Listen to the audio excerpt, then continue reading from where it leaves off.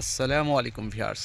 আমি আজকে আসছি বাংলাদেশের ঐতিহাসিক একটি যুদ্ধের স্থান বড়াইবাড়ি ক্যাম্প।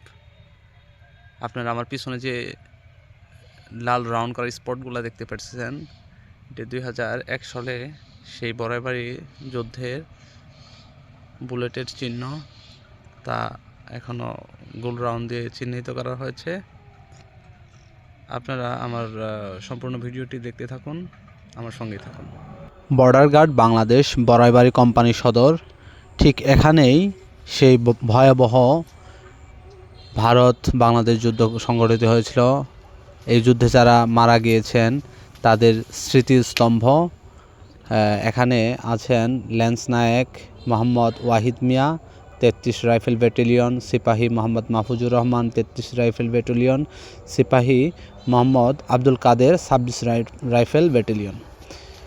এটি খুবই ভয়াবহ যুদ্ধ, আর এই যুদ্ধে শোচনীয় পরাজয় ঘটে ভারতের।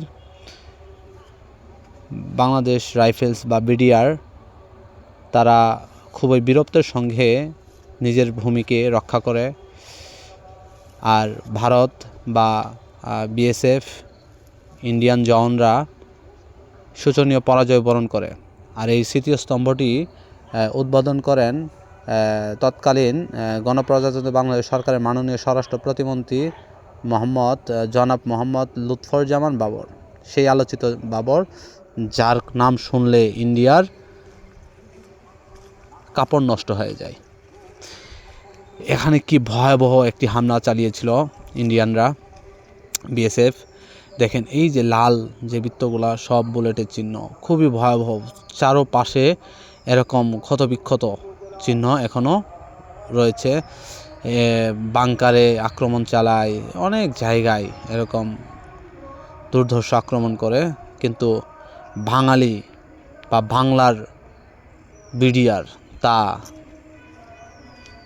ঝড়ের ন্যায় দমন করে নিজেদের মাতৃভূমিকে রক্ষা করে। সেই ইতিহাস বাঙালি জাতির গর্ব, বিডিআরের গর্ব।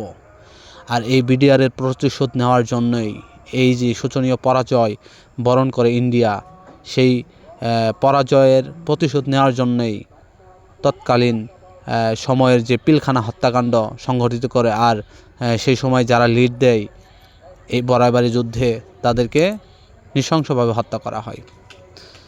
সম্প্রতি মাননীয় প্রধান উপদেষ্টা দপ্তরে যে পিলখানা হত্যা সম্পর্কে ডকুমেন্টগুলো দেয়, তার মধ্যে এটা একটি ছিল। আর এই যুদ্ধের পরাজয়ের প্রতিশোধ নেওয়ার জন্যই সেই সময় চক্রান্ত করে বিডিআরের উপরে আক্রমণ করে বিডিআরের উচ্চ লেভেলের উচ্চপদস্থ অফিসারদের খুন করা হয়।